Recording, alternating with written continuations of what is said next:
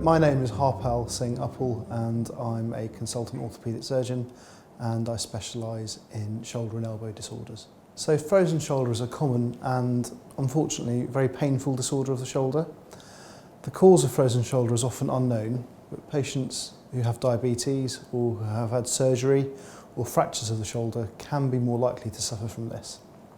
The problem essentially occurs with the lining of tissue which surrounds the shoulder joint, which we also call the joint capsule.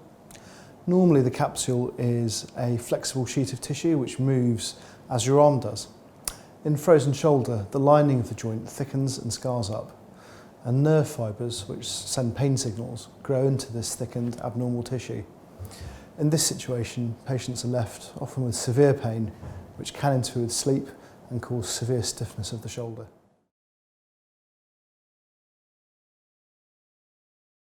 So in the course of performing research on frozen shoulder, I've become aware of a multitude of different treatments that have been tried over the last few decades to try and help patients struggling with frozen shoulder. The most common modern treatments include non-operative treatments like physiotherapy, steroid injections and hydrodilatation, and also operative treatments such as arthroscopic capsular release. In capsular release surgery, I insert a small keyhole camera into the shoulder and carefully release the abnormal painful capsule to restore full movement by the end of the operation. I do not recommend older treatments such as manipulation under anaesthetic, as these treatments may have higher risks of causing damage to the shoulder, including tears of the rotator cuff, the labrum, and even fractures of the arm.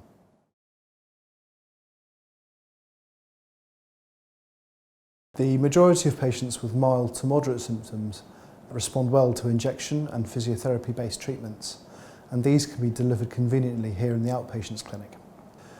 Patients with severe symptoms or patients who don't get better with injections may benefit from capsular release surgery. This is performed as a day case procedure with a nerve block given so that you have no pain following the operation. At the end of the procedure, your arm will be free to move above your head and behind your back. Intensive physiotherapy will start immediately to prevent the scar tissue from reforming.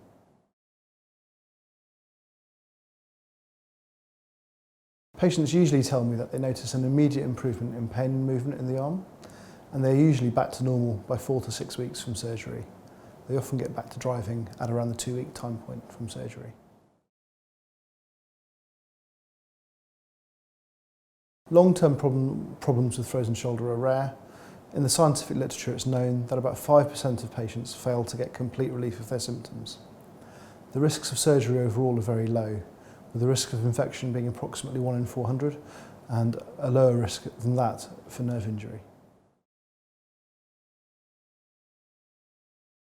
I can be contacted here at One Hatfield Hospital, and you can arrange to see me without a GP referral.